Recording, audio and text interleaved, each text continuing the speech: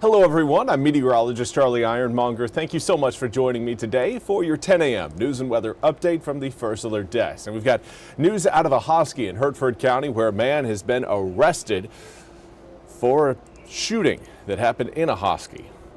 Clarence Tan Jr., 34 years old, of Ahoskie, was charged with assault with a deadly weapon inflicting serious injury with intent to kill, along with carrying a concealed gun and carrying a weapon into an establishment where alcohol is sold. Police say the shooting happened just after 1 a.m. on Sunday at the Metro Lounge on Main Street. When they arrived, police say they found a man from inside the lounge suffering from a gunshot wound. The victim remains in the hospital in serious condition. Now, Tan, who was out on bond from a first-degree murder charge at the Ahoskie Inn 3 years ago, was taken to jail without bond.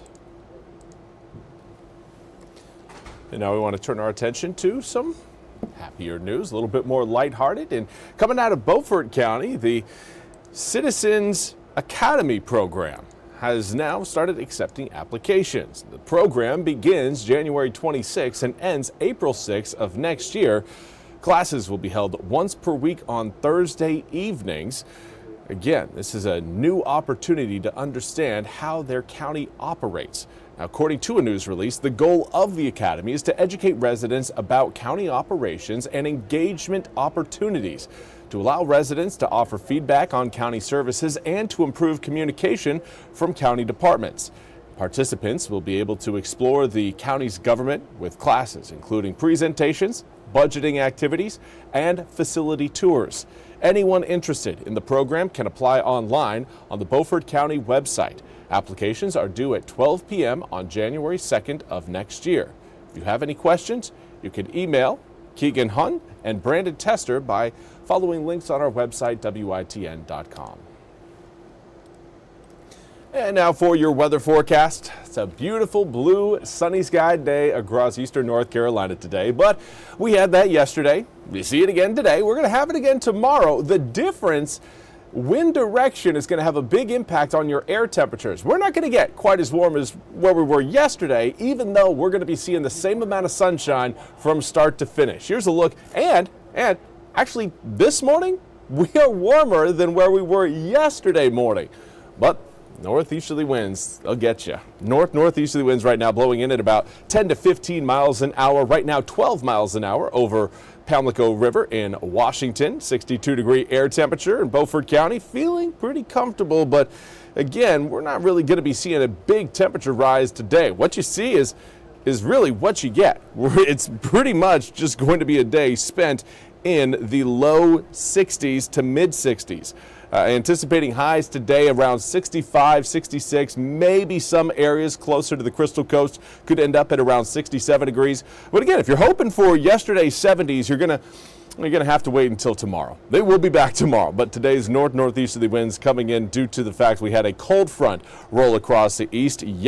Really early this morning, started moving in late last night and fully cleared the coast earlier this morning prior to sunrise, and that's left again us with more of a northeasterly breeze. But air temperatures across the board right now generally in the low to mid 60s, between around 60 to 64 degrees. Now, we do have a few areas still in the upper 50s and even mid 50s, those areas closer to the Virginia line.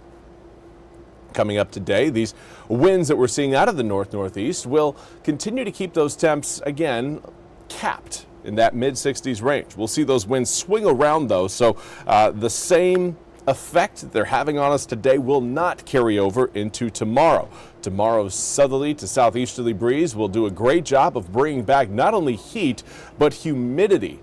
We're not looking at summertime humidity, but enough humidity to force some rain showers out of an incoming cold front that will arrive late Sunday afternoon to Sunday evening. For this afternoon, though, no rain showers coming up. Again, just looking at mid-60s, lots of sunshine, clear skies overnight tonight will allow air temperatures to fall fairly quickly. Going to be getting down into the upper 40s as we head towards 10 and 11 p.m. From there, We're looking at the low 40s for tomorrow morning. Some inland areas may end up in the upper 30s, but I think most of eastern North Carolina largely going to be between around 40 to around 45 degrees as we wake up tomorrow.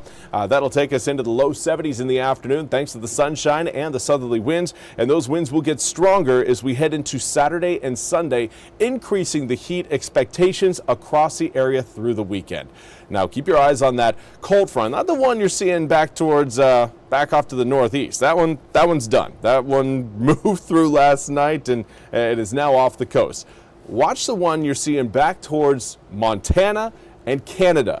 That is the system that's going to be pulling down a lot of very cold air out of Canada and swinging it down not just across the Carolinas, but we're talking the entirety of the Mississippi River Valley is going to be feeling the effects of this cold air blast.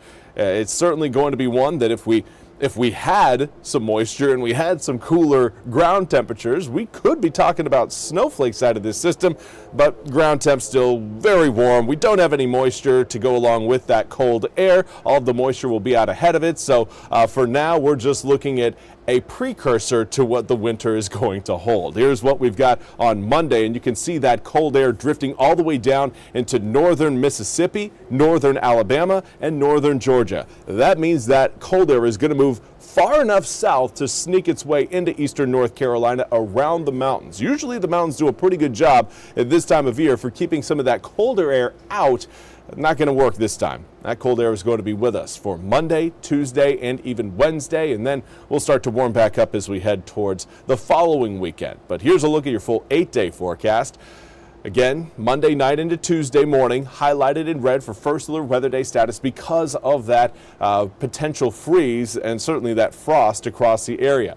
Air temperatures will be dropping significantly from Sunday all the way into Monday. 78 degrees to 52 degrees on Monday. That is a big drop, but even more so, we'll be down in the upper 40s for your highs on Tuesday, Veterans Day, 49 degrees. Now again, we will warm up through next week, but that's still going to be a pretty biting chill early Tuesday morning, and it doesn't really get much warmer for your Tuesday afternoon.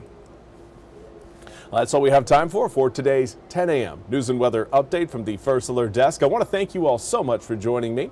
We'll be back with more news and weather coming up at the top of the hour. Until then, I hope you all have a fantastic rest of your Thursday.